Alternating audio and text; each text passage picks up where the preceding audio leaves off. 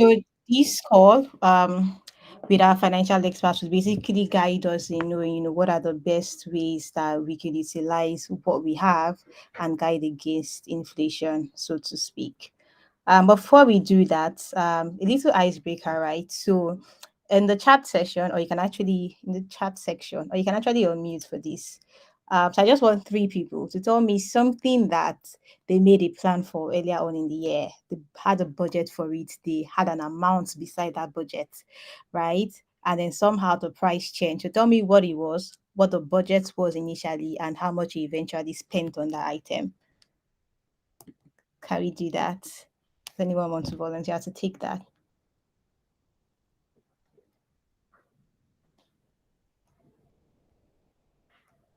You can type your answers in the chat. There's a chat icon, or you can unmute if you want to talk.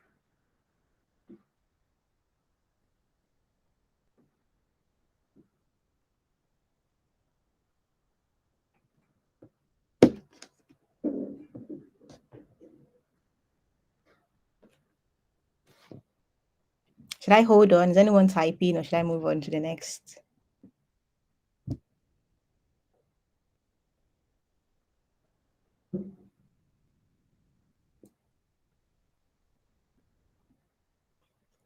One time that the price of something actually shocked you because it had skyrocketed from what you had originally budgeted for it. Tell us what the item was, what the budget was, and how much you eventually spent on it. Hello, hi, good evening. Hi. Good evening. Okay. Um, yes, okay, so there's a time that I had budgeted, okay, this is just clothes, something basic. I had budgeted around maybe 6,000 naira for trousers. I think these were joggers, and it was actually around maybe 8,000. So not so much money, but I didn't expect to spend that much. I feel you. The price of denim these days is crazy, literally crazy. Does anyone else want to go?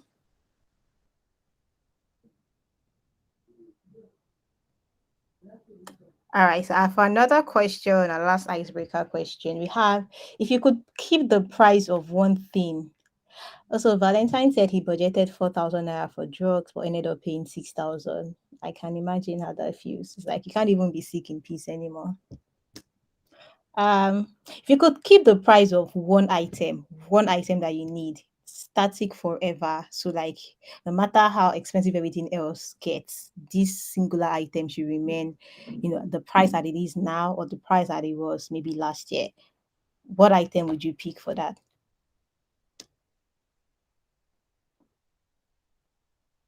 An inverter. Okay. Okay, that's fair actually. Who else wants to give it a go? A bag of rice, bro. I feel you because I think I remember when a bag of rice was like what 15K, but now it's like 50K now actually. Cars, you tell me about it. Every single week there's like an increase in custom price, custom fees, and yada yada yada. Necessities, I know, right? You can't even get the basics for like a decent amount anymore. I think for me to be like flight tickets. I never want them to increase. It's just there as they are so that I can travel.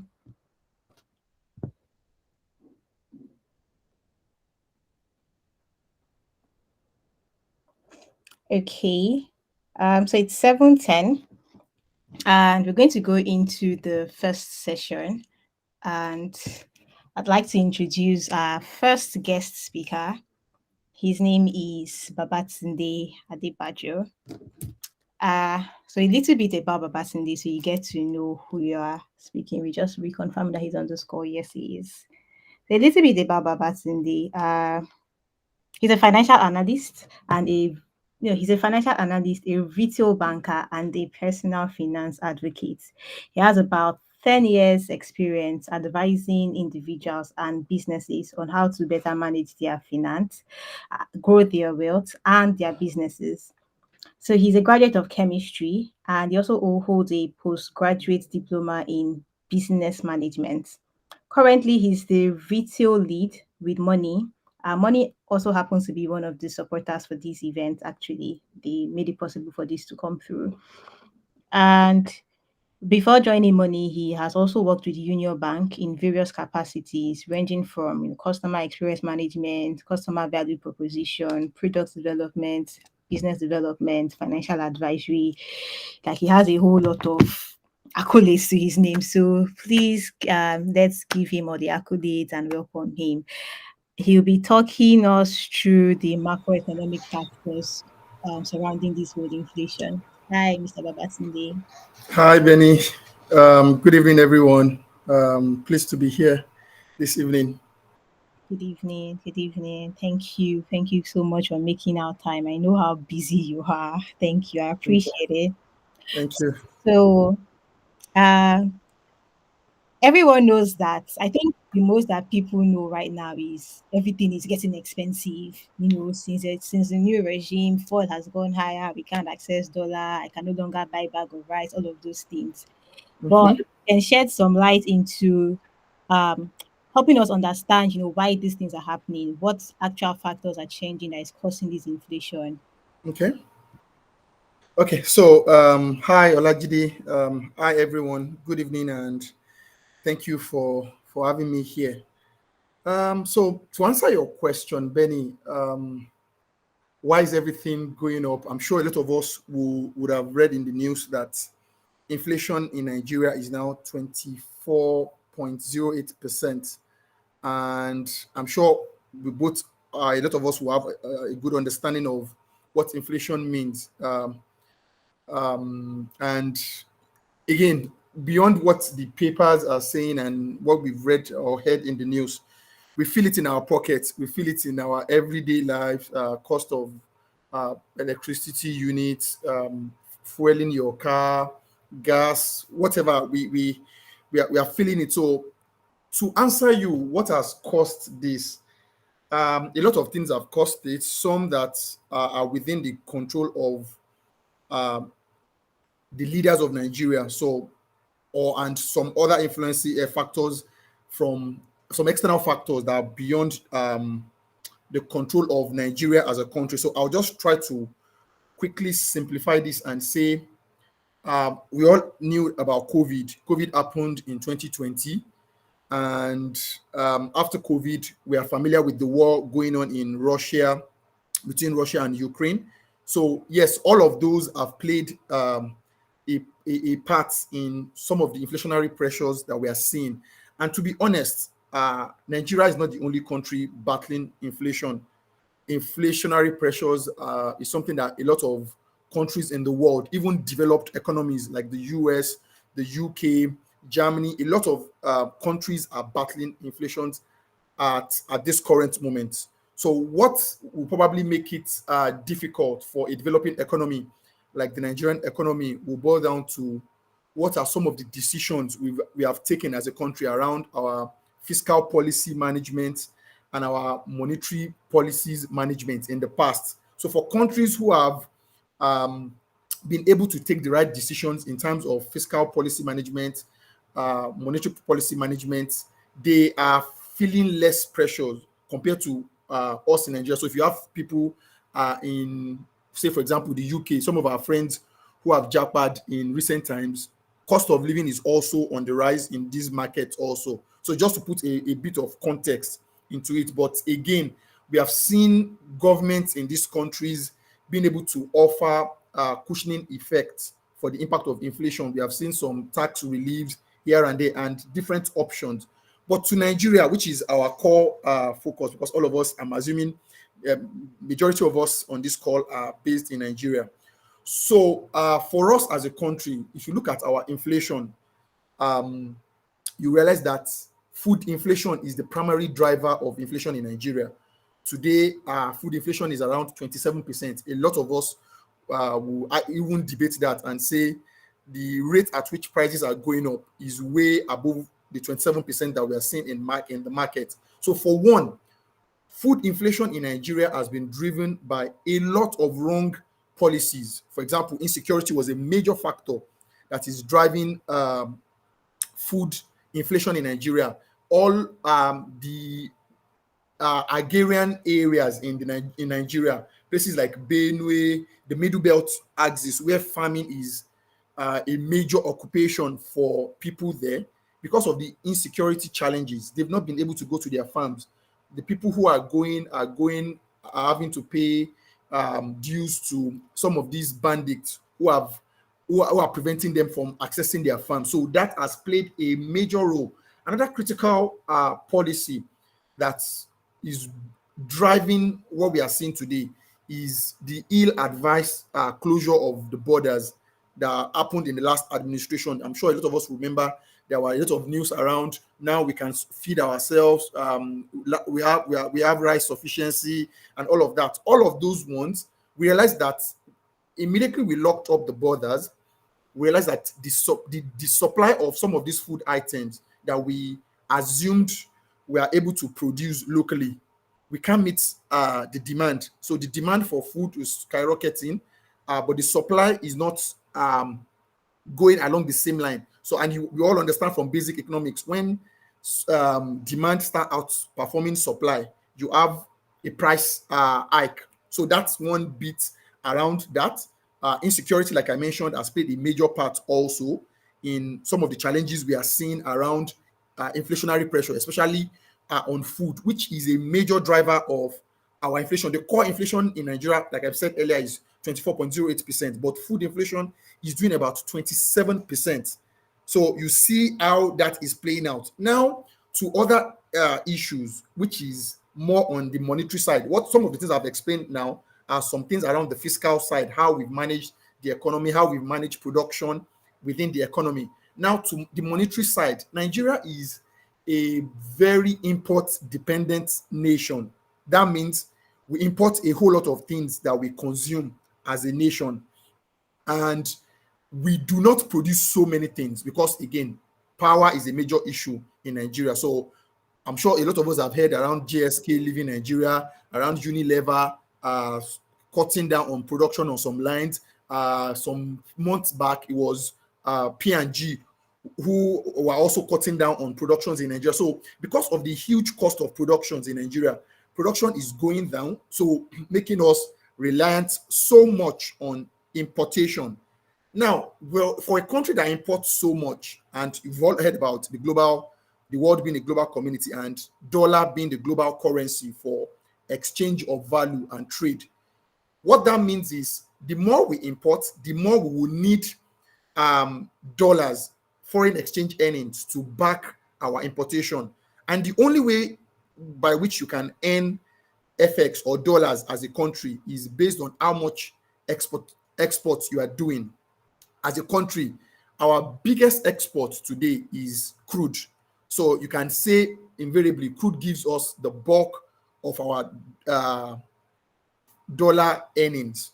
But due to the fall in the price of crude some years back, sometimes during COVID, we knew how crude dropped drastically. So all of that, and also insurgency in the oil-rich Niger Delta regions,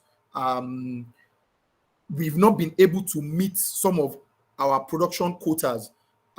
Nigeria is a part of OPEC, which regulates production, oil production in the world. We have about 1.4 million barrels per day, but we are unable to even meet that quota that OPEC has given us because of some of the oil cut decisions that happened in order to boost the price of crude in the international market. So all of these things, we are not earning so much FX, but guess what? We import a lot, like I mentioned. The biggest commodity that we import today in Nigeria has been PMS, which is popularly called petrol, to power our generators, to power our cars and other things as a source of energy. So you can imagine exporting crude that is not even at our optimal capacity and having to still import PMS. So all of the dollars we are getting from importing crude, we are paying all of that out again to export crude. We are paying all of that out to import PMS.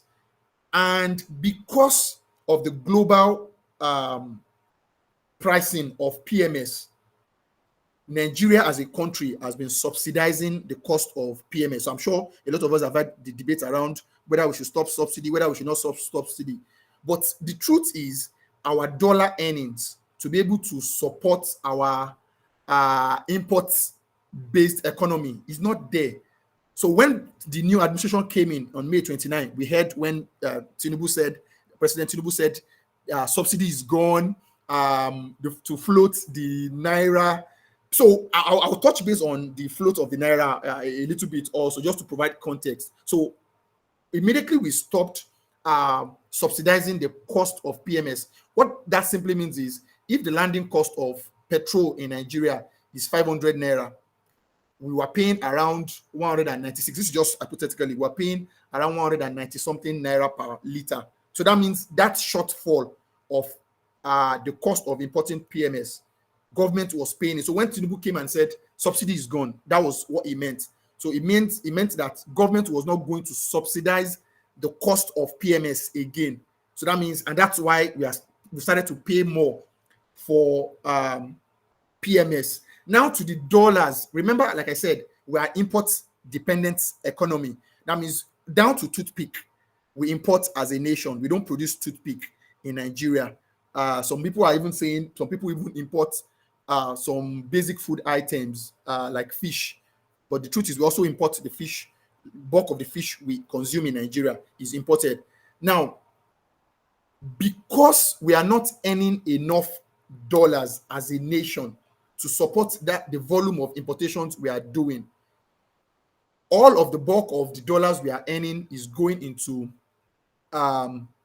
back some of the imports we are doing. So to control the demand and supply side of dollars, there is a form of subsidy that the government was also paying also. So remember that I said we are import based. We are not earning a lot of dollars. So that means supply is lower compared to the demand for dollars. We are spending a lot of dollars to import all of the items we are importing, like toothpick, for example, PMS also, and we don't have that dollars. So that means there's a bit of pressure on the naira in the Nigerian markets. So what basically government has been doing is to say, okay, to manage the pressure on naira, so that naira will not just, because we have more naira chasing few dollars, the demand is high, the supply is low. Government was also backing the naira. So instead of the international price of naira, government had to be subsidizing naira technically. So when we say in the parallel market, which a lot of people typically call aboki market, dollar is going for 500 naira, and government is saying dollar is 460 in the international market, when it was going to 700, and government is still insisting that the exchange rate of naira to the dollar will be 460. The difference on that side, government was also footing it. So all of that, with the new administration coming in to say, no, we are no more floating the naira. We want the naira to exchange at market value. You hear a lot of market should determine price, demand and supply. But again, going back to the reality, demand is exceeding supply.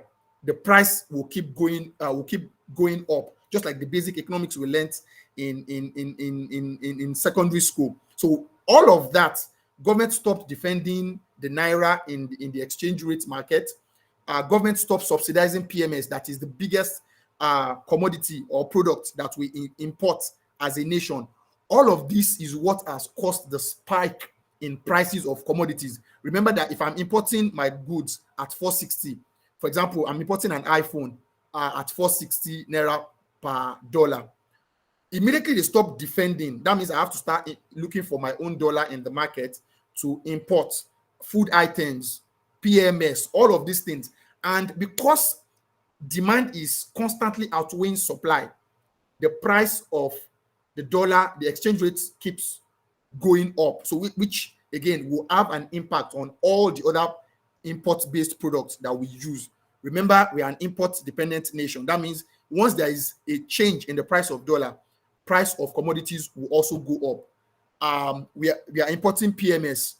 We stop subsidizing it. That means the importers of PMS today would give us the actual cost and put their own margin on it. So if I'm importing a liter of PMS, say at a landing cost is at 500 naira, as a business person, I want to put my own margin, cost of transporting it around. So all of that is what is largely causing driving the inflationary pressure that we have in the Nigerian economy today. Benny, thank you. Wow, wow, wow, wow. So to think that you really broke this down.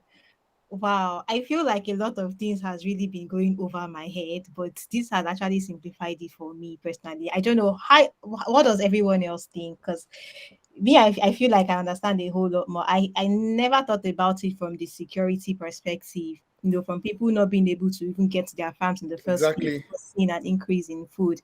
And I didn't know that the price of food, even has like a higher cost, inflation cost than other things. So you Yeah, said for food alone it's like 27%, while other yeah. things I mean, thank you, thank you, thank you. So you guys, you get to ask him questions. You can type it down so you don't forget. But that was really insightful. Thank you so much. We'll take all of the questions at the end of the session. So I'm going to go on to our next our next guest speaker. Thank you so much, Mr. Babatunde. It was Thank really, you. really insightful. So our next guest is prepare for drum rolls. Prepare for drum rolls.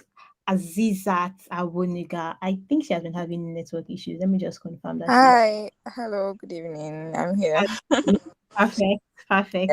But All right. unlike Babatunde, I won't be able to turn on my video. So. That's all right. That's all right. So a little bit about Azizat. She's a finance and securities analyst currently working with Parthian Securities. She works with operations, research, and the client management unit. She has a great understanding of the Nigerian capital markets. That's literally where she works. And, she has a wealth of experience helping clients to reach their investment goals and managing those investment portfolio. She's a chartered accountant and graduate member of the Chartered Institute of Stockbrokers. She has over 5 years experience spanning across management consulting and Nigerian capital markets. Please help me welcome Azizat Abonuga. Thank you. Thank you very much, Benny. I'm very glad to be here. Hello, everyone. Good evening. Good evening. Welcome, Azizat. Thank you. So, with your wealth of experience, with everything that Babatunde has just said, we understand what's causing inflation. For a lot of us, we don't need to be told. Our pockets, our bank accounts, we are already feeling the impact. Yes, of course. So, given all of this, right? What's what tips can you give right now that would help people like me, and I think most other people on this call, better manage their money? What adjustments should we make to our budget? So typically, what should a realistic budget look like right now?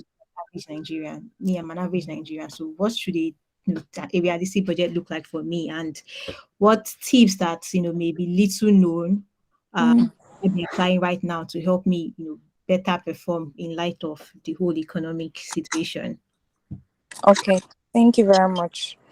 All right, so I'm just going to keep it very practical and simple, right? I can go on and talk about many things, and they feel like you're building castles in the sky. But the truth is that even the most financially savvy people and people that seem to have all their ducks in a row are struggling this period because the inflation rate is crazy. And the funny thing is that we might not even be reflecting the true picture of how high things are in our inflation numbers at 24%. But first things first, what I would ask everyone on this call to do before they even start thinking of whatever how they want to manage their money, the very very first thing you need to do is to know where your money goes typically. So everyone should actually go to their respective banks or wherever you spend from and get your bank statements for the past 3 months at least, right? And then you actually look at the areas your money go into. Before you start planning, before you start doing any future budget, you have to actually go into the past and see what your money used to do for you the things that are now more expensive, as you stated and we've already, established, and how you're going to adjust, going forward. So you want to group this into, the money that comes in, your income, and your expenses. Your expenses you want to group into, things that are needs, right, that you cannot do without, which is shelter, food, and I would say transportation. Clothing, trust me, when you have clothes to wear, I think you're fine.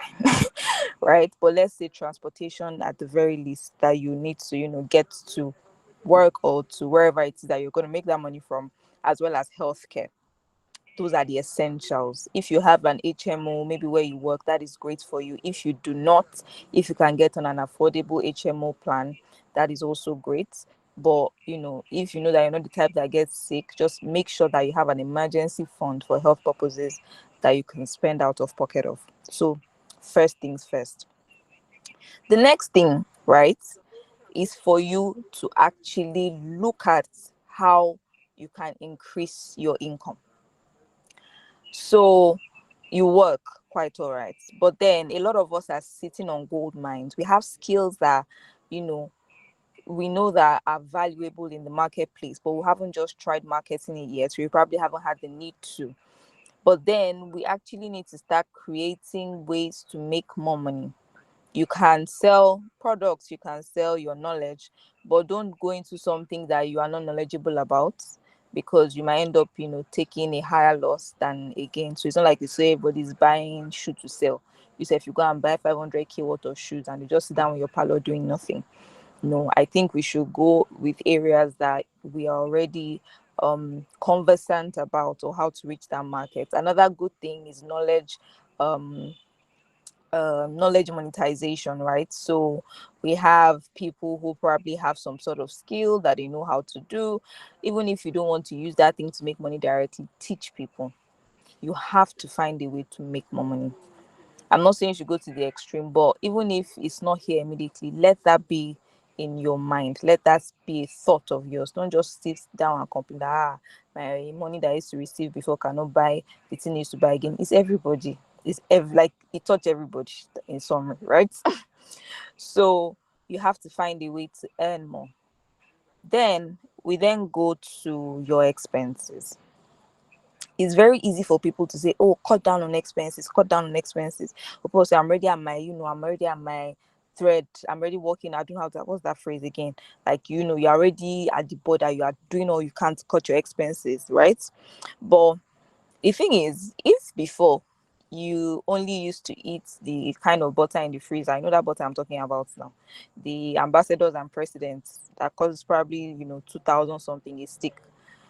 Maybe you want to start looking at Blue Band, right?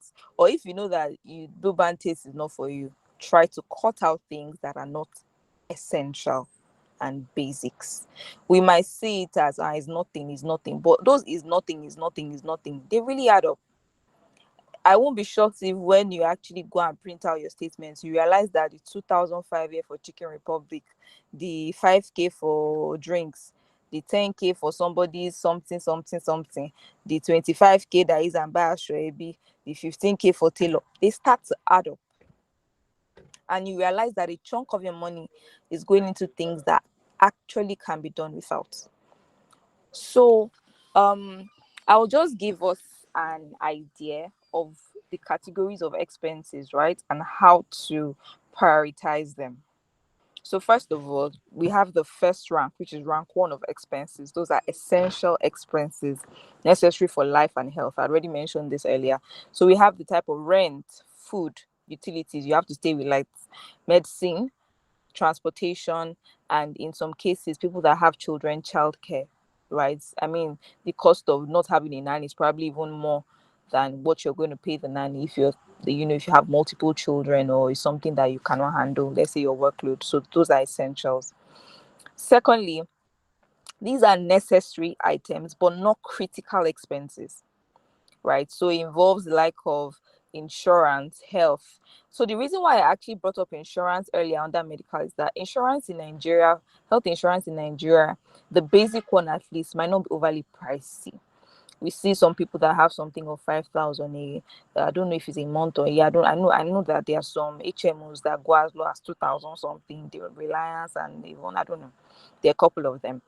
But then if your insurance is going into thousands and thousands and you don't end up using it, maybe you want to slow down a bit. So it's still rank 2. It's very important, but then it's not essential for survival at that point in time.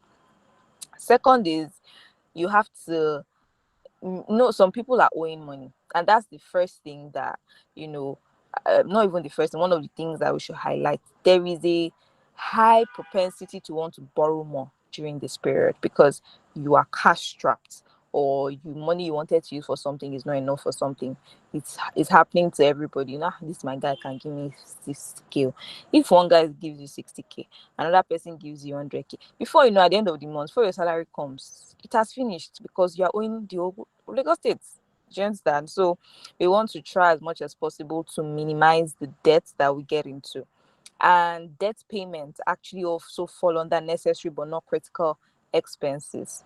Right. So all those little payback, payback, payback. You need to pay people their money.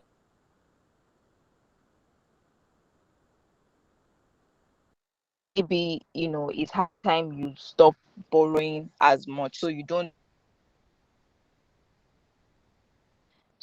really have that much to pay back.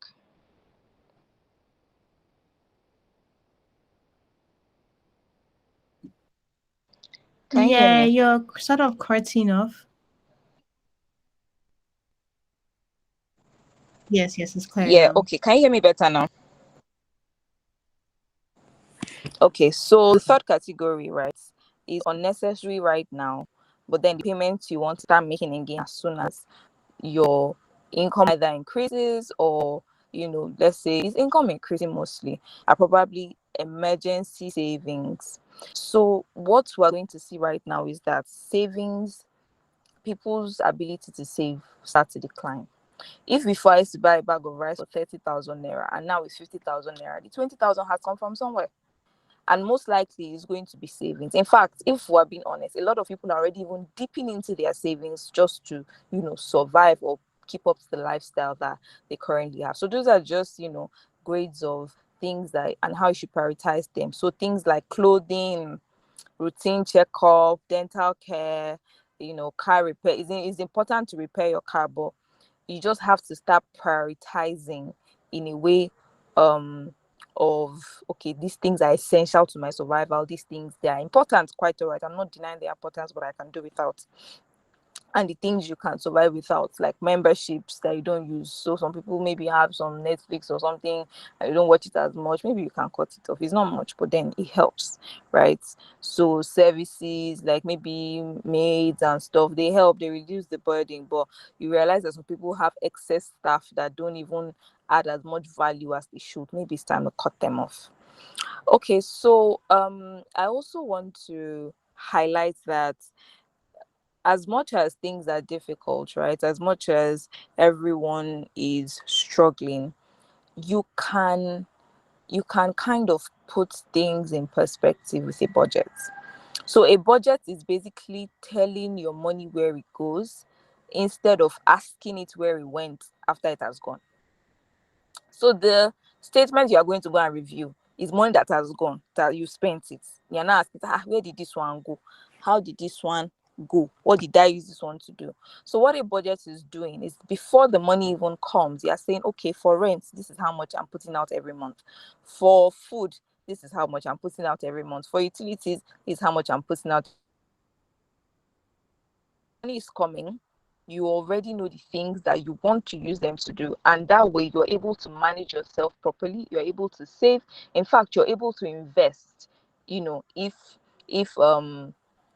your salary is decent enough to keep you going, even if, see, even as bad as it is, everybody should cultivate the culture of saving to invest, no matter how, even if it's 2,000 naira you can do every month, because at the end of the day, ends up not being about the cash but about the habits, right? So you see some people that earn 1 million naira a month, if they lose their job today, in the next 3 months they'll be broke. In the next 6 months they can't make rent, and it's not a joke. This is how people actually live. You'd be shocked that the person you are seeing driving Benz, having 3 drivers, maid, their children are going to the fanciest school, whatever. They are actually living hand to mouth. Just that the hand and the mouth are of different sizes, right? If that person loses their job today, they probably do not have enough in savings and investments to afford or keep them on that lifestyle that they have chosen. Which also brings me to another point of living below your means. It seems easy to say, everybody live, don't spend more than you earn. I'm sure everyone on this call has heard it. Don't spend more than you earn. Below your means, living below your means. But we all know that some kind free money used to come once in a while, right? If you are, let's say, last born, or you're a baby, or you have boyfriend or husband, you know that last, don't worry, they will sort me. In your mind, you know that, right? And it kind of takes us out of the mentality that, okay, we still need to live below our means. Even if I'm collecting 1 million naira every month, the truth is that I am actually earning only 500 out of that 1 million naira. The many 500 Ks, people are dashing me. I'm just saying, what if you are very lucky enough for people to be dashing 500K, right? So we actually need to start living below what we can actually afford. You don't want to create a lifestyle that if push comes to shove, you cannot maintain anymore. If you are earning 200,000, live like 100,000 person, because your expenses will always find a way to match up to your income. Sorry, please, Benny, you have to caution me for time whenever whenever I need to go, please. Yeah, So I don't just over. 3 minutes behind the schedule. All right. We can So, just yeah, okay. So I think that that's just some really spend below, review your finances, and you're able to, organize properly what it is that you need and things that you can't do without. This is not the time for luxuries, actually. So yeah, that's all time permits. Thank you very much. thank you so much. I think that that was really insightful. From starting by knowing where your money has gone to, through to looking at those expenses, grouping them, and then see where you can potentially cut them down, and increasing your income so you can keep up with these times. I think that was really insightful. Thank you so much. Please let's give another round of applause for Azizat. That was a really insightful session.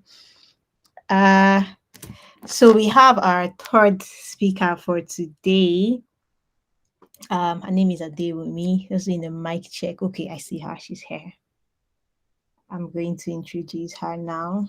If you can just unmute and say hi so we know that you're here. Oh, video is on. So she is here.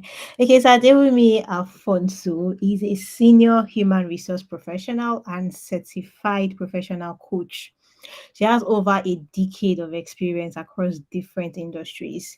She has also coached over 150 professionals in the last 18 months and guided over 60% of them to land their dream jobs, um, and also achieving career growth, for those who are not necessarily changing jobs.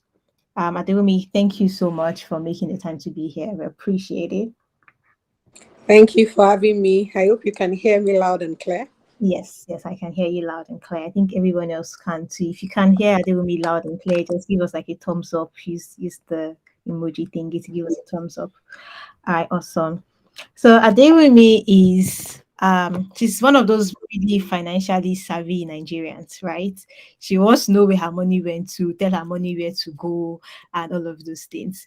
So Adewumi, please tell us from your perspective, with everything that has been going on, the recent rising cost of literally everything actually. Um, what are some of the recent changes you've had to implement for yourself to help you stay on track with your goals and also help put you at an advantageous position against inflation? What are some of those things? Okay, so thank you so much, Benita.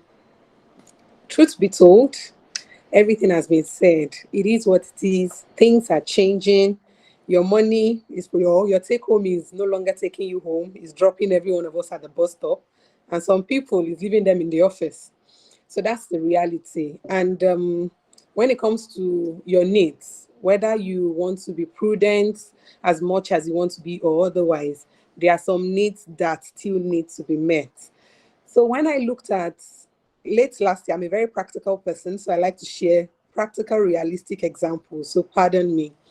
So towards the end of 2022, I got a raise at work. And in my head, when I was drawing up my budgets for this year, I was going all out like I'm about to ball. I just got a raise, and I had so many things written, but it is what it is as of today.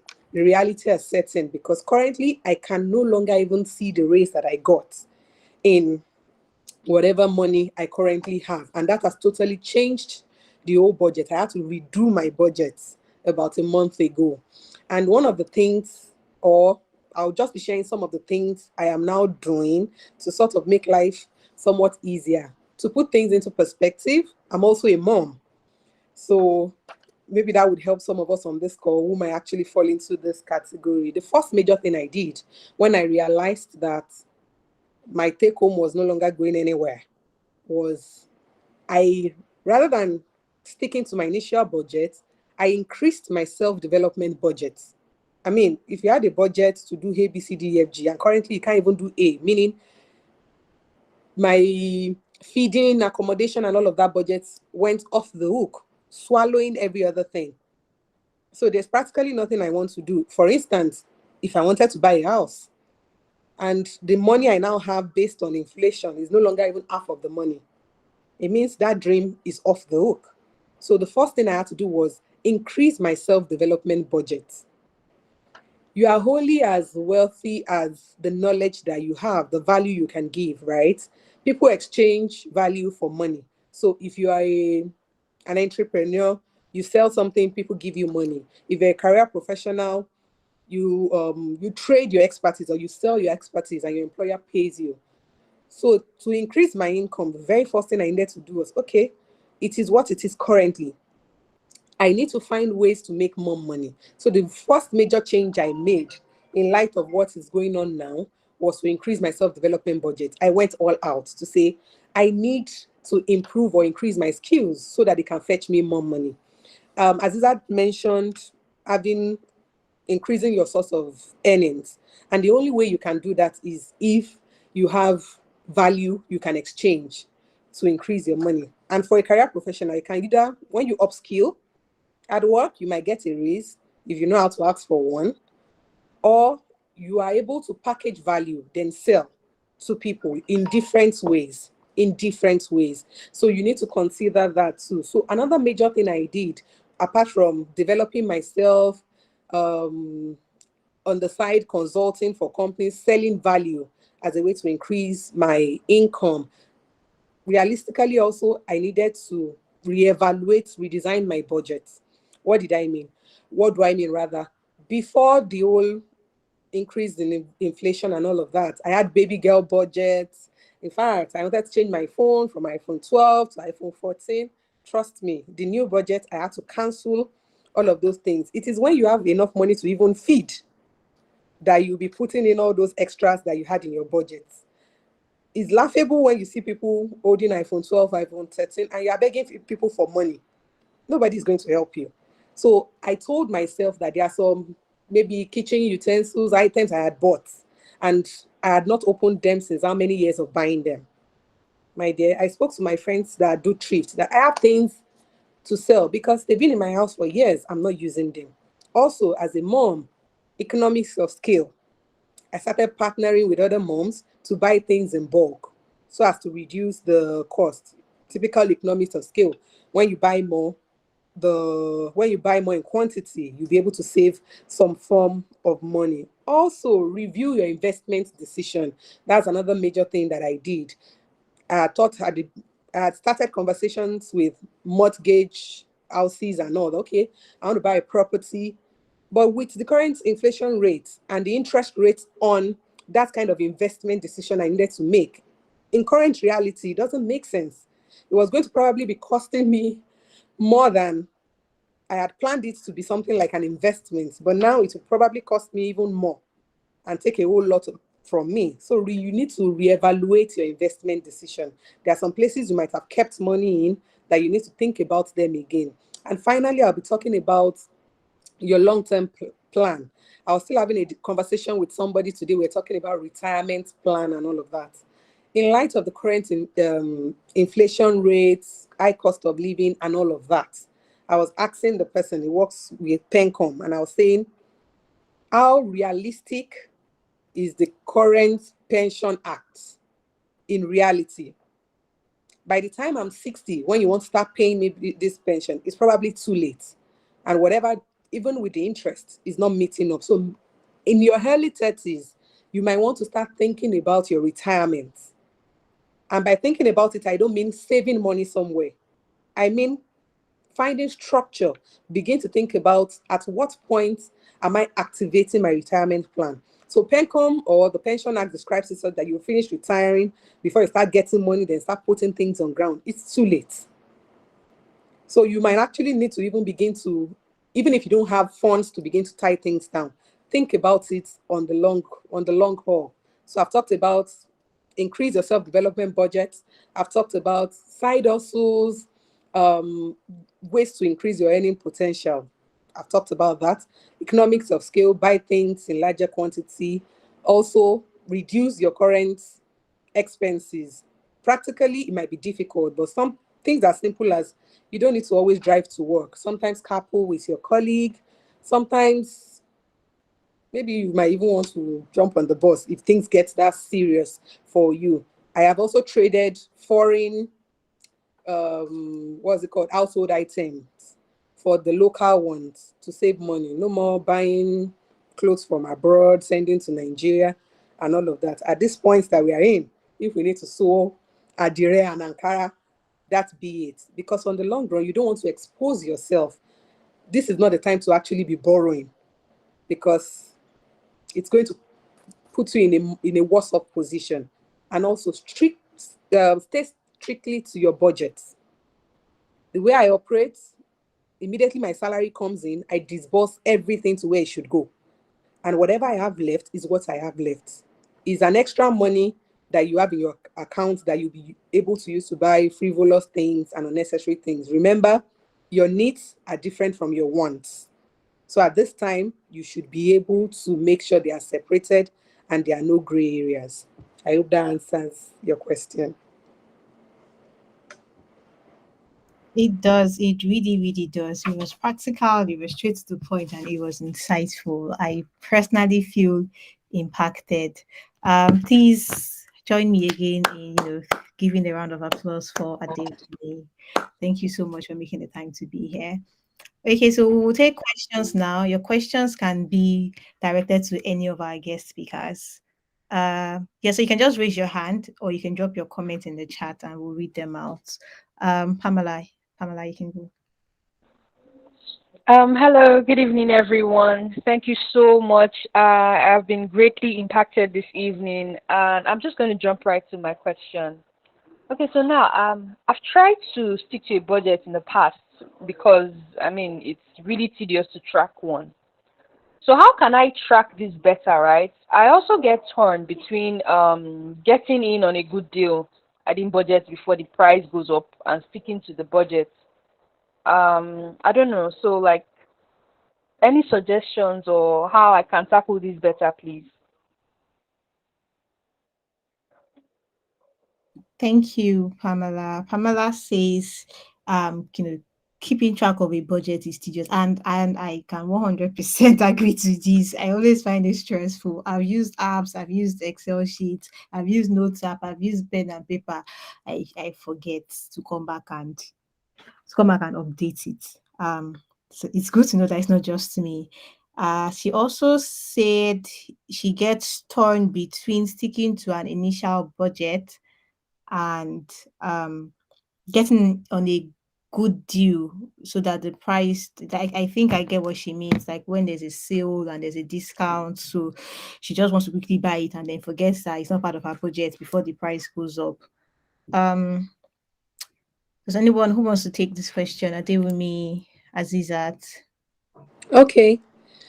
So let me answer that question. We all have that same challenge of how do I save, or how do I track my expenses and all of that. Truth be told, there are some apps that people use. And also, I know some banks now have some form of mini scale of helping you track. But because of the level of POS transactions and all of that that we do outside of our bank accounts, it might not be as accurate, right? So someone like me, I still go back to using my Excel. But when it comes to budgeting, making sure that you don't impulse buy and all of that, a major thing I have done that has sort of helped is automate your savings and your expenses. So I have countless number of accounts. And the moment my salary hits, that same day, I already have automated savings. A particular amount goes A, goes B, goes C. And at the end of that day, in fact, before 2 hours of you paying me salary, whatever you have, I'll find left in my account is my float. And in that float, I have an account that is for food and groceries for the home. I move the money there. So whatever is left in the card that I carry every day is my miscellaneous, which is really small, and fueling of my car. So in such a way, if you're carrying your ashwebi, come to me. I don't even have the money. Then when it comes to impulse spending, right? So like she rightly said, if she gets a good deal, is that still maybe impulse spending or not? We all have ways we can justify whatever you want to buy. But truth be told, like I said earlier, there are wants and there are needs. Yes, if you get an item you really want and it's on a deal, it's on a case by case basis. The way I do my mental check to be sure if I'm not just being impulsive is if I don't actually have the money to cover this thing, I really need it. It's a savings. But if I don't have the money in my bank account because as I have dispatched all the money, will I borrow for it? If it is something I would borrow for, then it is really a need. If I won't go all out to borrow for it, then it's probably just a want. Yes, if it's a good deal, you'll be saving money. But then again, think about opportunity costs. Because you have allocated all your funds to where you need it to be, whatever money you are picking to buy that thing that's on sale, it's opportunity cost, meaning something else is going to suffer for it. Using my case as a practical example, if all I have in my day-to-day ATM card is money to fuel my car, and should in case I hit somebody carrying a tray of egg on the road. If I now say I got a good deal for skincare products and it's a must-buy good deal, and I buy it, I should know that if I don't have a plan, I am going to walk on the street of Lagos. So that's the way I balance it. It is when you have spare money in your hands that all of these things will come. Otherwise, balance the opportunity cost. If it is worth it, buy it. It is not impulse spending. But a reality check for me is, will I borrow to buy this thing? Yes or no? If I can't answer that, that's the end because I don't actually have loose or extra change in my hands. I hope that helps. Thank you so much. Thank you so much. I think that if I was the one that asked that, I think that that was helpful for me. But this is Pamela's question. Was your question answered, ma'am?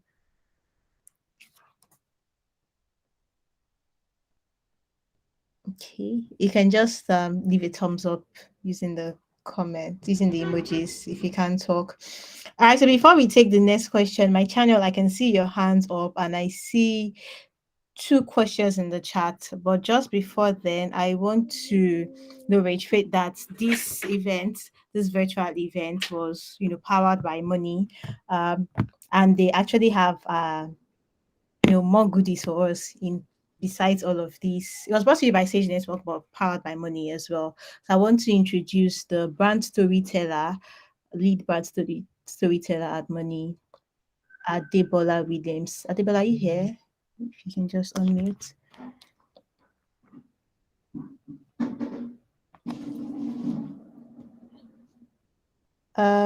Yes, I'm here. Can you hear me now? Yes, Adeba is going to tell us a little bit about what money has for us, and then we'll take the next questions. Can you guys see me too? Your video is not on from my end, but I can hear you. Um, Hi, everybody. Good evening. This has been a very fun conversation. Thank you, Babatunde, Azizat, and Adomi. Thank you so much for spending time with us. So it's very important that we do not just come together and talk and say, "Oh, this is what you should do," and that is what you should do. So it's very important that whatever it is that we have learned here, we take it home and we do something with it. And that's why I'm excited to announce. Can somebody give me like emoji, something before I say what I want to say? Because I'm excited to say it, right? So can I see like claps, flowers, thumbs up, something from people I don't know? Yeah, I can see Pamela going at it. Right. So I am excited to announce that with Partnership at Money, we are partnering with financial experts to provide personalized financial plan for people on this call. Wait, hold on. Right. We've heard Sunday explain how inflation is affecting the cost of things. Azizat has talked about how to budget and how to make sure that you don't suffer in this era. And Adeomi has shared like a story of what the things that she has done to cut out some things. So if you're on this call and you want a personalized, detailed financial plan, what does this mean? This means that you're going to sit with our experts and you're going to share information. Oh, this is how much I have. This is how much income that I make per month. Looking at today's economic framework, how should I spend my money? What percentage of this money should I spend on this? What percentage should I save?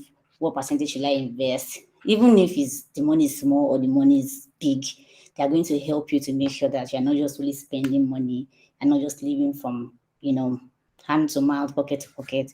You're actually making little investment, little savings as you go, right? And the best part of this is that for you to be, how will I put it? I don't say qualified, that's not the right word. For you to get this personalized financial plan, all you need to do, very simple stuff, is to sign up on the Money app. I think this is the point that I will now drop the Benny help me drop the link in the chat. So that right away, as it's hot, people should just get one. So once you get on the Money app, that's you joining the money community. Our goal here at Money is to help you to prosper. And prosperity is not a one-day thing. We're not going to give you become a millionaire in one night, framework. We are going to walk the journey with you every step of the way, and this is how we are doing it. So sign up for Money, create your money tag, and money tag on Money is like an account number, but it's just like a handle. Like I want to send money to Benny, for example, instead of Benny to send me an account number and I have to, copy and paste. All I have to do is just take maybe at Benny, maybe that's a money tag, and I will just send the money directly from the Money app like that, right? So create your money tag, and you'll be able to, we're going to send you a form after this call, after this chat, and all you have to do is do that within the next 24 hours so that we can quickly complete everything we need together, bring all our experts on board, and so that we can start working your financial journey with you right away. We don't want it to be too cold. So if you quickly do this in the next 24 hours, you are going to get a financial plan tailored to where you are, to how much money you have, how much money you make, how much money you need to spend, and what your goals are. So the financial experts are going to be working with you to see what are your short-term financial goals, what are your mid-term financial goals, what are your long-term financial goals. Somebody like me now that I want to have bastard money, they're going to help me to see how I can have bastard money, So this is the beginning of a great relationship. Yeah, it's going to be a Bonnie and Clyde relationship for life, because the more you grow and you progress in your money, we are going to be there with you every step of the way. So we're excited for this. So yeah, Benny has already dropped the link. So whether you use iOS or you use Android, you can download the app right away. To sign up is going to be less than 3 minutes. You'll sign up and get your money tag. And once you get the form, make sure that you look out for the form this night. Immediately after this call, you're going to get an email, right? Make sure that you look out for it in your email. Check your spam, check your check your promotions, check your socials, everywhere in your inbox, so that you don't miss out and you can quickly get on this promo because it's time bound, right? So Thank you for having me, guys.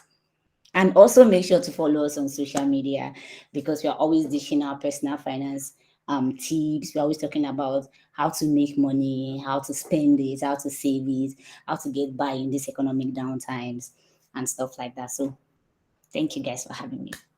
Thank you, Benny. Thank you so Thank you much. so much. Also drop the link to the Instagram and Twitter. Yeah, so whoever wants to follow. So just to reiterate, money would be giving you access to a financial advisor that is going to have a one-on-one conversation with you and help you plan out your financial goals in the best way that you can achieve them. And all you have to do is download the money app and sign up so that you get a money tag that you can use on the form. I think I, for one, I want to get a plan so that I can go on my vacation in November, please. I just want to go to Lebanon. Help me. So thank you so much, Money. Thank you, Adebola Williams, for that. So my channel, your hands are raised. You had a question. Yes, I have a question. So thank you for the teaching. And okay, my question is, we've talked about budgeting and then also investing money.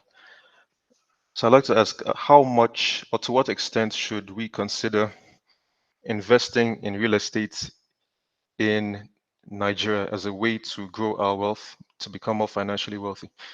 I know that there is, I think some people fear maybe getting scammed, and that happens. So how much should we consider investing in real estate? Because especially in light of some lands, for example, around Lekki Phase 1, Victoria Island, Ikoyi, many years ago, when they were very, very cheap. But today, some of them cost, for example, hundreds of millions of naira. Some parts of Ikoyi even reach 1 billion naira.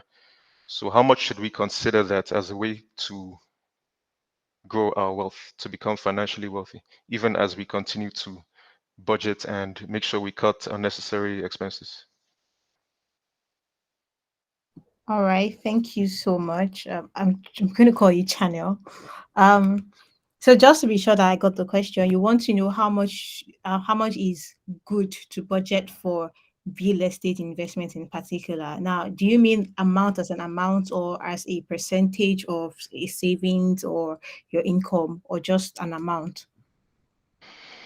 Yeah, sorry, my name is Teju. I've been trying to change my name here. Mhm. Yes, I so like how much should we consider investing in real estate, or how important is it? Because we could use our money to maybe for business, it could be food business or maybe selling clothes or things like that. So how important would you say investing in real estate is? Maybe renting out a house or maybe just buying land, then keeping it and selling it years later when the value increases, as some people did in Lekki Phase 1. Do you Okay. think it's a good move, or how to what extent is it a good financial decision? Okay. That's a lot clearer to you. Who wants to take this? Azizat, Babatunde. I can take it. Uh, Okay, so real estate is a very good investment, and the reason why is that you can actually see it no matter how things get, you can see it. But then now depends on why exactly you're doing real estate, and also it also has a high barrier to entry. Although there are some schemes now where people pull in money together, buy a property, maybe rent it and share that income.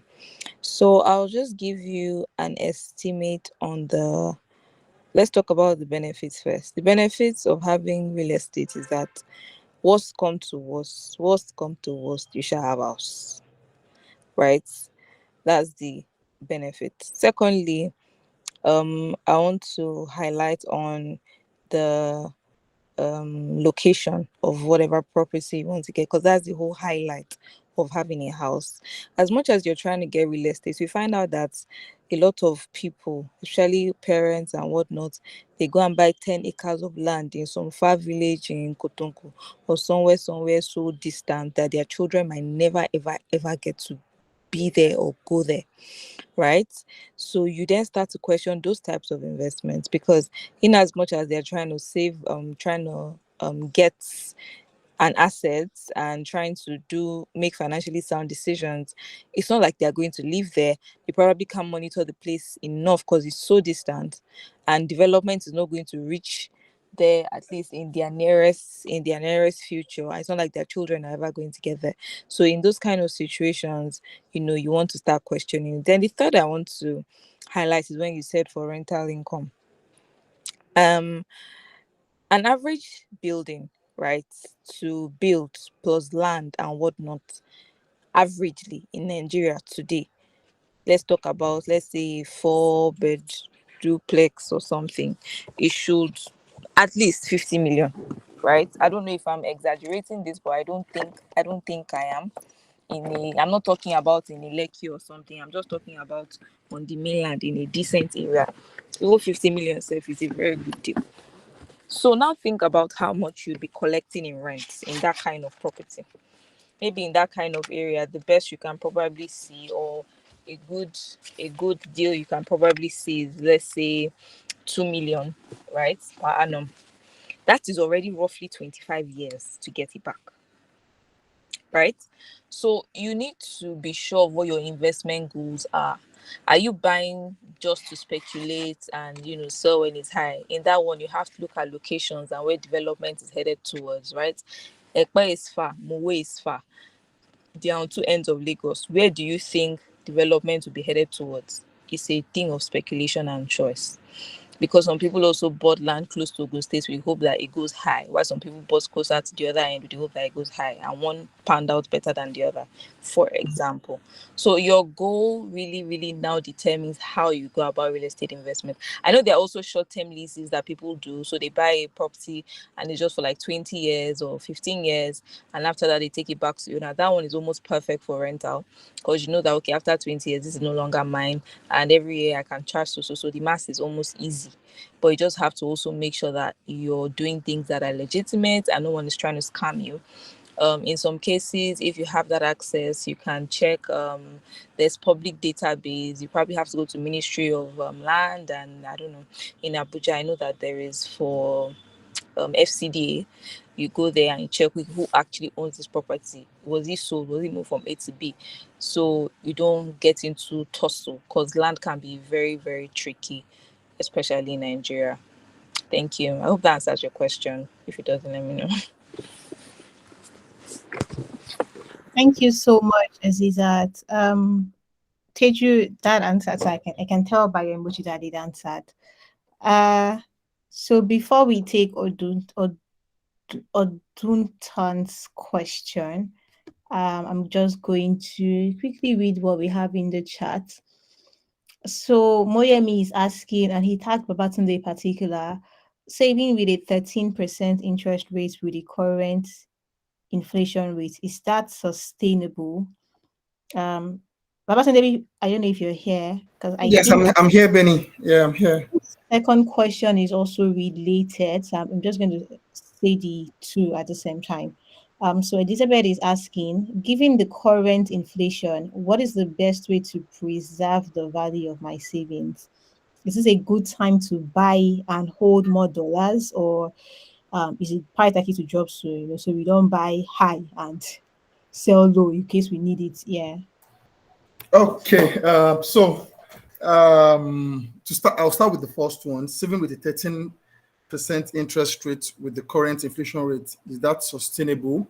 So the truth is not. So we already advised that inflation is doing 24% today, and 13% returns on your savings would give you a wider margin in terms of the value of your savings. But the truth is, again, the cushioning would help you. So first thing I would advise is this: when you are saving, either target savings, you have to, one, look out for the best rate. I'm sure a lot of people are aware that money offers up to 19% on your target savings, and on your fixed deposit plan, money also offers up to about 21 percent. There's some other guys. So if you look at the landscape, commercial banks, they don't offer that much in terms of their returns on your savings and even fixed deposit plans. So first thing I would advise is shop for rates. Is your funds. You've worked hard to get those funds. So ensure that you shop for the best rate that helps you to cushion the impact of inflation. So for somebody offering you 18%, somebody offering you 19%, it helps you cushion the impact of inflation more than a 13%. So that in itself is very important, because again, you still have to save. I'm sure Adewumi and Azizat already explained that more than enough. So one, shop for the best rates in the market that helps you cushion or edge the impact of inflation the best. So I think that answers that first question. Now, to the second question, given the current inflation, what is the best way to preserve the value of my savings? I think my first answer is also applicable here. For your savings, shop for the best rate. For people who are periodic savers, monthly, weekly, that is important. But another thing you should also do is you should be conversant of moving your savings into investments. They are different things. A lot of people mix them together. So I know a couple of people who get stuck in the savings state and never move into the investment phase. So I'll just give a typical example for someone who is working and earning, say, 100,000 hypothetically. And what a lot of people will typically advise is for you to follow the 50, 30, 20 rule of investment, where 50% takes care of, go into your recurrent expenditures, 30% you save 30%, and 20% goes into investment, 30% goes into your savings. But what I typically advise is this 50-50. So that means once you notice that you've been able to build a reasonable savings, move it into investments. And that's why I'm sure a lot of people have heard this. You should diversify your risk. Don't put all of your investment in just one portfolio. Experiment different portfolios. Try depending on your goals. Again, that's also very, very important. Depending on your investment goals, you should be able to diversify.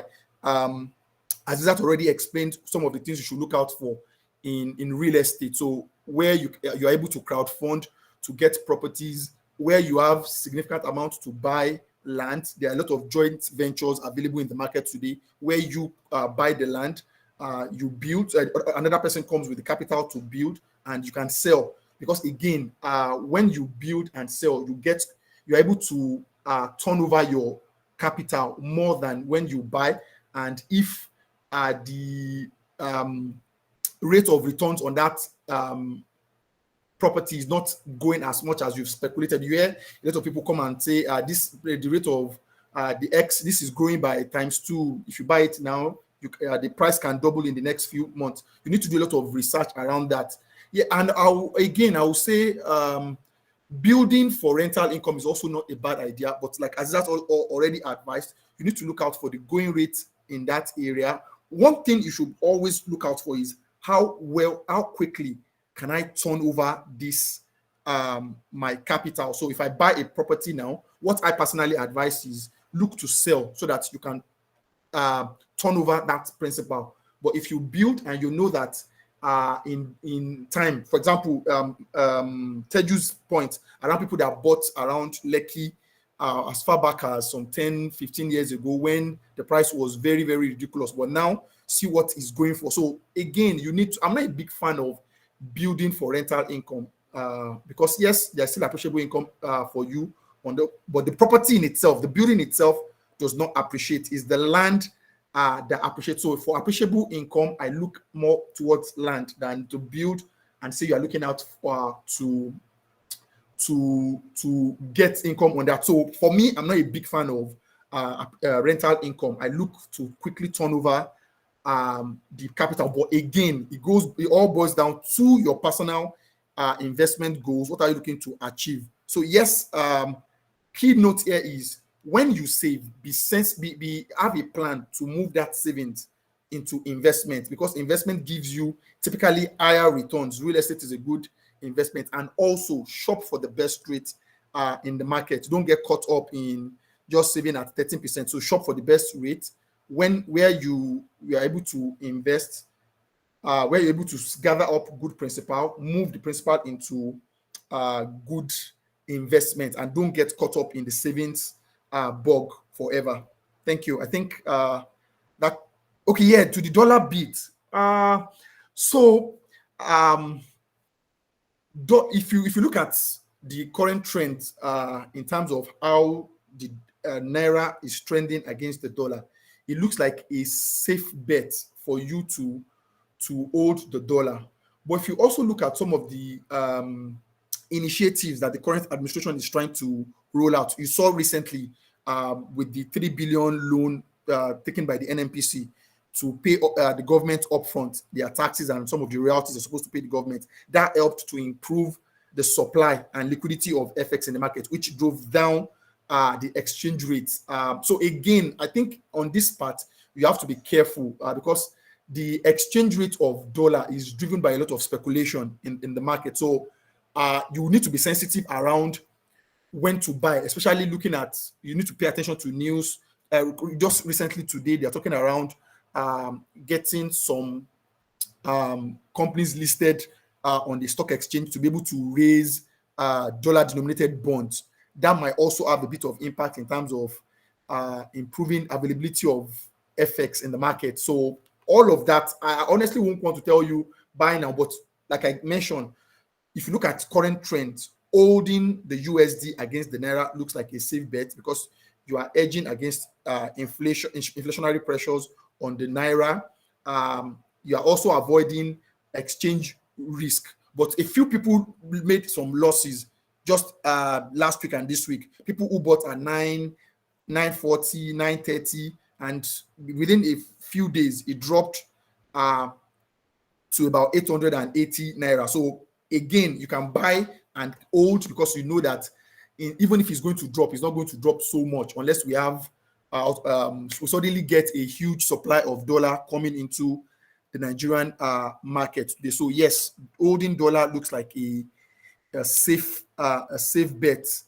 But another thing I should also add, sorry, Benny, just to add is, I don't know, a lot of people might not be aware of this. The CBN has released a circular that prevents you from even getting naira loans backed by your dollar deposits. So that might also affect the volume of dollars in the market. You might see a lot of people, because they are unable to access naira loans against their dollar, having to bring their dollars out into the market. So in that bit, you need to be very careful. You need to listen to what is happening in the market in terms of the supply of dollars in the market, because if there's huge supply of dollars, it will have a repercussion on the price. Just like I explained, when the supply is low, the price keeps driving up. We're getting into September, where there will be a lot of demand for dollar, for people looking to relocate, people looking to make school fees payments. All of that will also drive up the demand. So I'm not surprised that it is going back up to about 900 again. So yeah, but just need to be very, very careful and be sensitive to the market flow when you are buying and holding your USD. Thank you. Thank you so much. I had no idea that people could no longer take naira loans backed against their USD savings. So that Yeah, means if I urgently need to access cash, I will have to withdraw my dollar or yeah. whatever. The circular came out on Friday. CBN issued the circular to all commercial banks that they should discontinue naira loans against dollar deposits. All right. Thank you so much for that information, and thank you for answering the questions, Mr. Babatunde, Moyemi, and Elizabeth. I hope your questions were answered. You can comment in the chat or just react with an emoji so we know that your questions were answered. So we're going to take Odun Tant's question. Odun. Hi.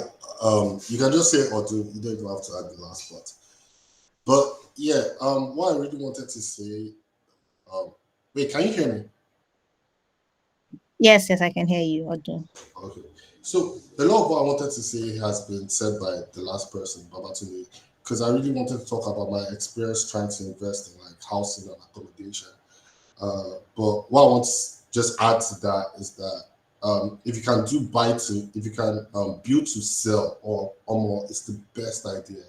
And one other thing to note is that housing stuff in Nigeria is never ever straightforward. For instance, I have a couple of units of flats in Yaba, and the idea was to rent them to students and all of that stuff, right? The flats should have been ready since January, right? We were just able to get them connected to NEPA this month, August. So that means like 7 months worth of rent has been lost. It's crazy. Then you see there are a lot of fraudulent players in the market as well. For instance, there are a couple of people that got shafted by I think Adron Homes or one of those funny homes. Let me not mention anybody's name before they come and beat me in my house. But yeah, a couple of people got shafted, their money disappeared and all of that stuff. So there's a lot to be very careful about, especially if you're someone that is looking for passive investments, right? Like most of us here have 9 to 5s and you have things that take your time all day.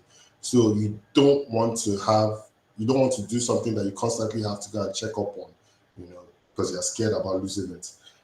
Then speaking on the inflation rate question, the honest to God truth is you are very unlikely to see rates that match the inflation rate in the country. Because the inflation rate is too high. It's honestly too high.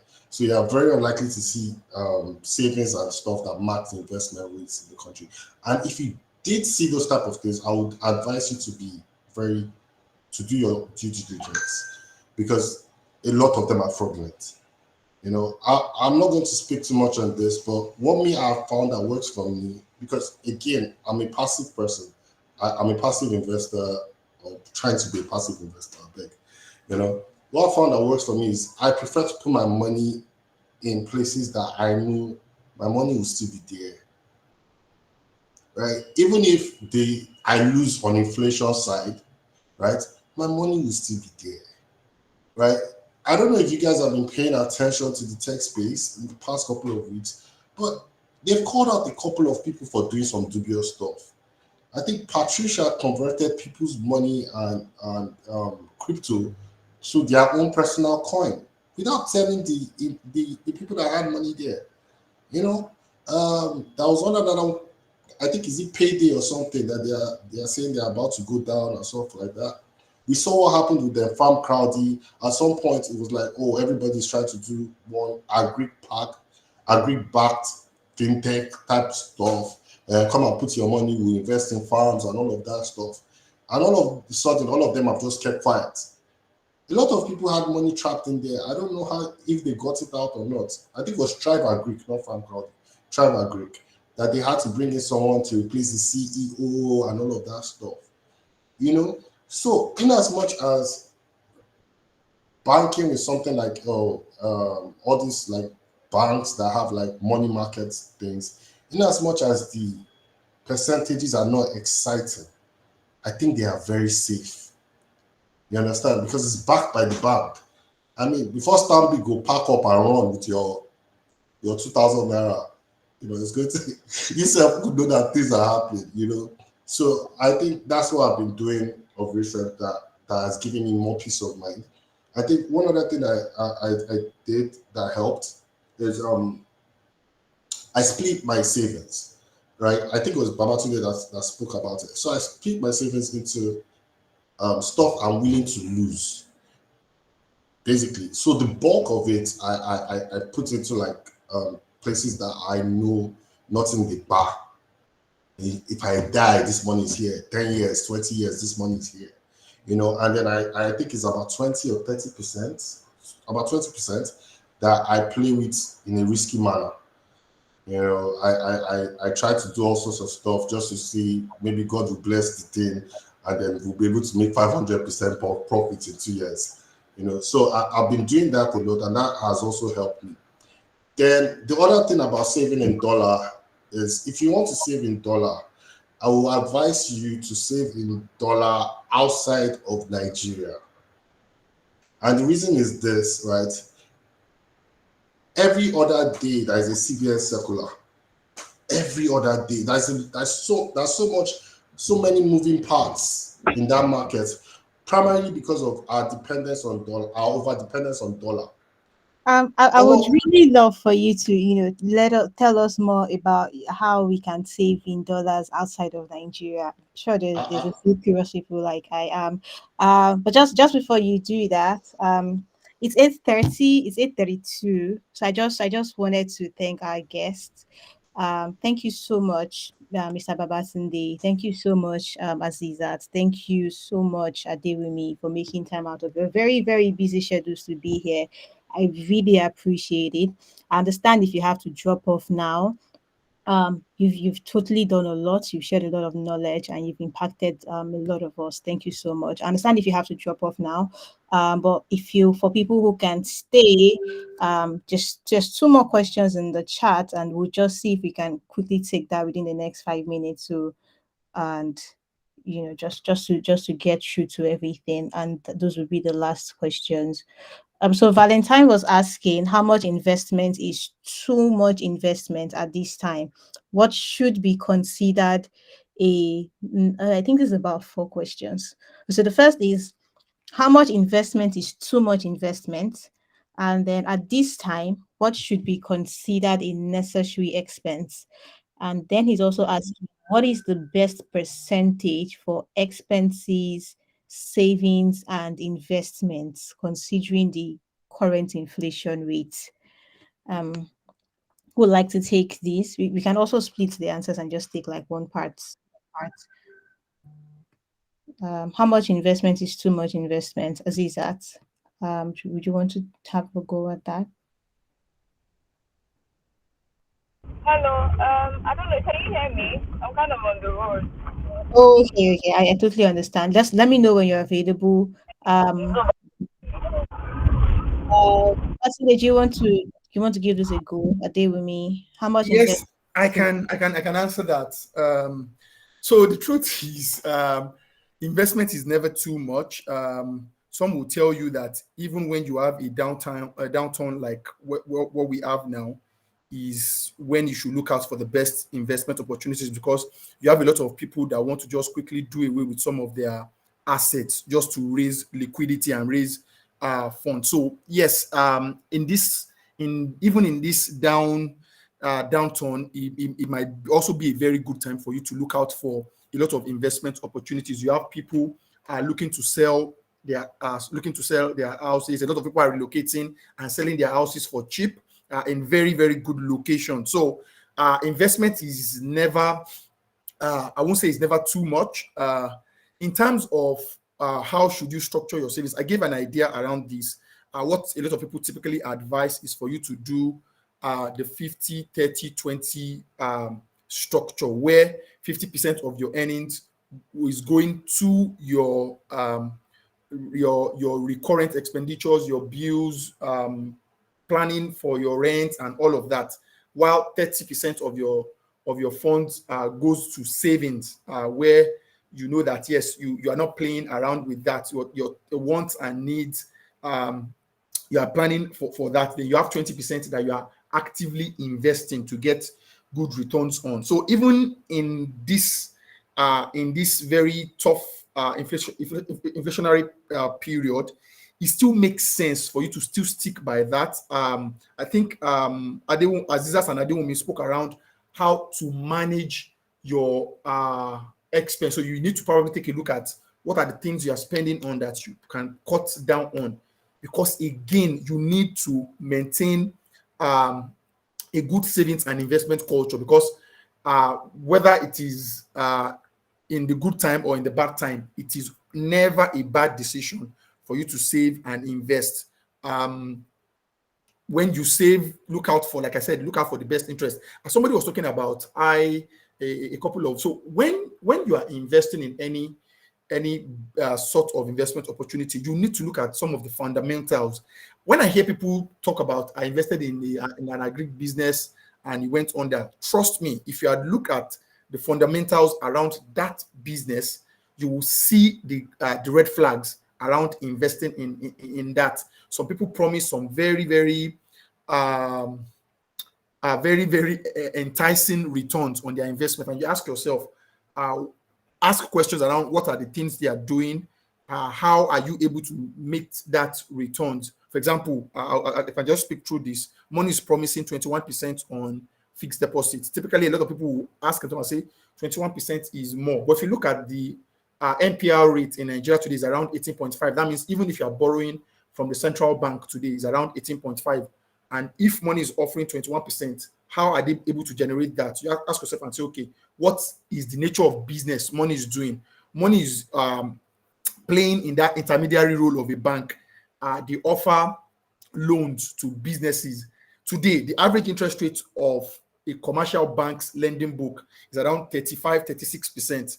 For some of these MFBs, their average lending rate, for example, money, is around 40%. That's the average lending rate. So you can ask yourself, if they lend at 40%, and they are promising me 21%, that's still realistic. So the next question is, how are you able to manage the risk around your lending? What is the expertise? What are the expertise of the people in that company? Where have they worked before? Have they managed risk around lending? So all of that gives you and speaks to the fundamentals, like I mentioned. So when you're able to conclude on all of those fundamentals, you understand. For somebody promising you 30% on an agri venture, you're asking yourself, how are you able to do that? Where are you putting your money? How much are you giving? You're promising me 30%. That means you must be making a returns in region of 50%. How are you able to make 50% on the returns on those agri trade businesses that you are doing? Most of these people do not even understand agri business in any way. So again, while it might appear a bit high, but if you look at the fundamentals, trust me, you can never go wrong. Look at the fundamentals. How are you able to? But what most of us do is, once we look out for somebody promising us 30%, we jump at the 30% without asking questions around the basic fundamentals and expertise of those businesses. So I think that will do for the question around investment. Investment is never a bad decision. It can never be too much. You should rather look to cut unnecessary expenses that is taking your money away, so that you have more money to be able to invest. Thank you, Benny. Thank you so much. I think that was very straight to the point. Investment is never too much, actually. Um, yeah, he also answered what is the percentage for savings and investment. He spoke to 50, 30, 20. 50 for necessities and 20 to go to your active savings. What is considering? Okay, I think all of Valentine, please confirm that all of your questions have been answered. Okay, I see that already. What do you think of investing in the stock market?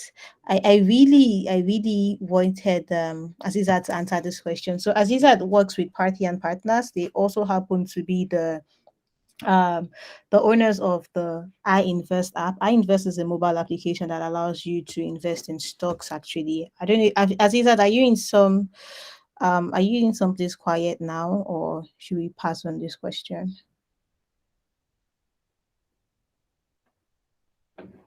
Then, if Azizat is not here, I can just give a brief around that, so that Awesome. Thank you so much. so investing in the stock market is a good decision. But again, you have to ask yourself the question.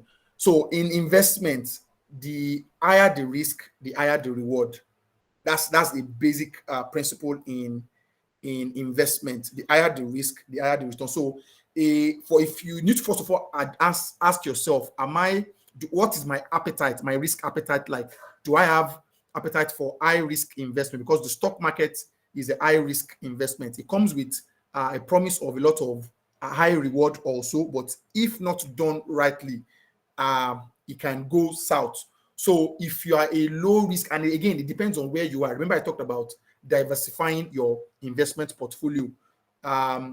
It is very, very important. So, for example, if I have an investment portfolio of 10 million, for example, I can say, you know what, I keep 50% of this in low risk investments. I'm telling you what I typically do in my investment portfolio. With my investment portfolio today, I have some investments in some fixed income investment products like the fixed deposit, money markets, treasury bills.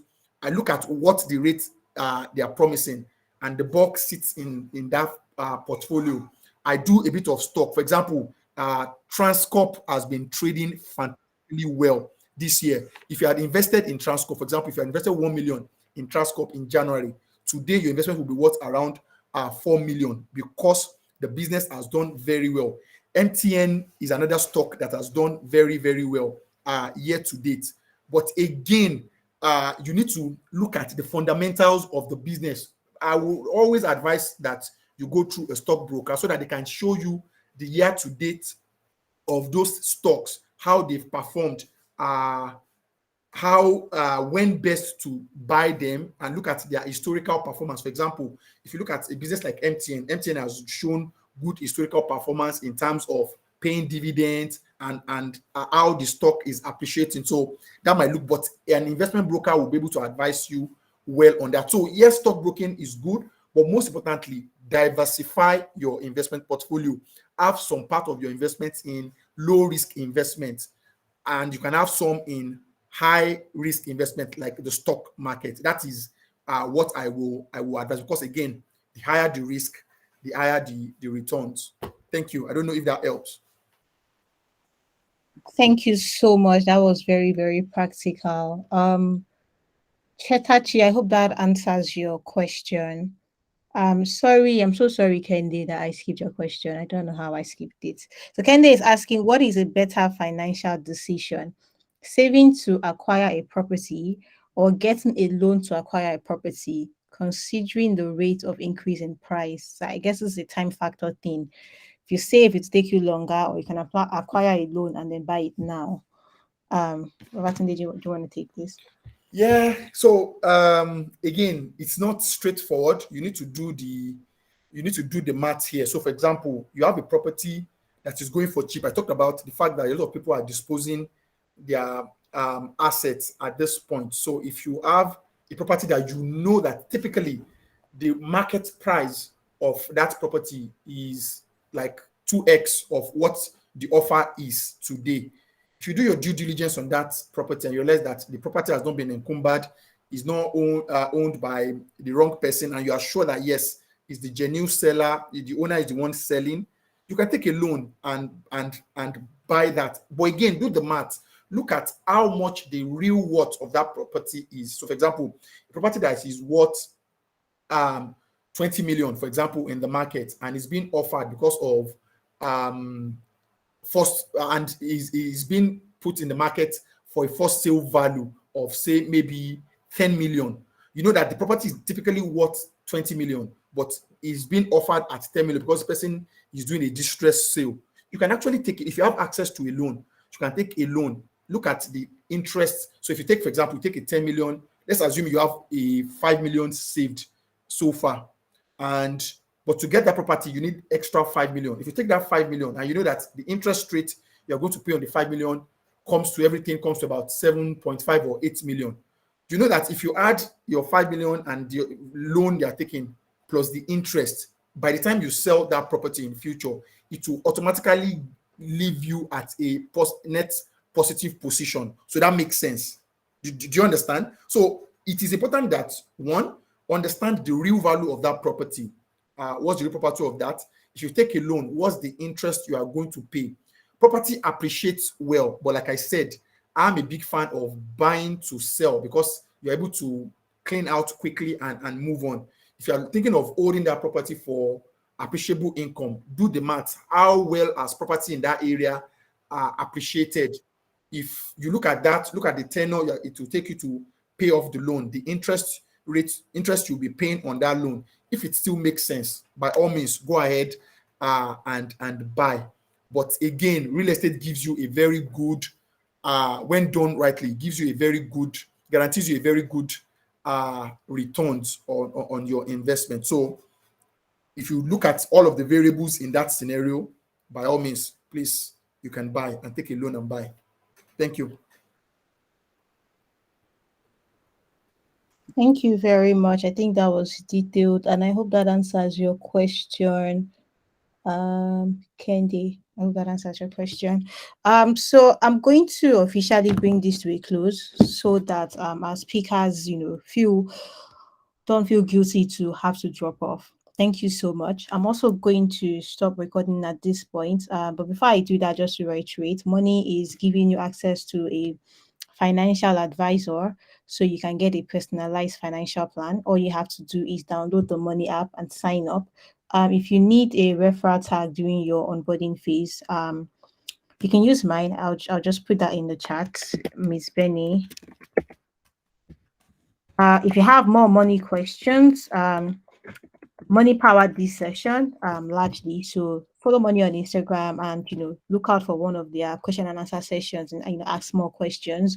Or if your question is centered around your personal financial goals, just download the app and fill the form. The form is already in your email. If you haven't gotten it, just let me know. You can send me an email. Just reach out to me. Send us a DM on Instagram at the Sage Network or Money Africa to let us know that you did not get the email containing the form to access your free financial planning guide and consultation. So that'll be made available to you. Also, for earlier on, one of the things that has been established is at times like this, you need to upskill, right? One of the most important things to see how you can earn more. Um, Adewumi has a professional coaching brand, Your HR Lady, where she has been able to help over 180 professionals in the last 18 months um, to get new jobs, their dream jobs, and also skill their career. Adewumi, if you don't mind, you can also leave the link to your Instagram page in the chat, so some of these people can reach out to you for that coaching, so we can all earn higher and be able to foot some of these bills. It's your HR lady, actually. I think that's about it. So thank you all so much. Odun will now take. I think. I think your question was specifically to Odun, Owolabi St. Anthony's. As I said earlier, he was going to come back to it. So thank you. And Odun, please help us with Anthony's question. Wait. Sorry, Benny. Say no be. I'm not a finance guru, please. I'm only speaking from my own experience and from what I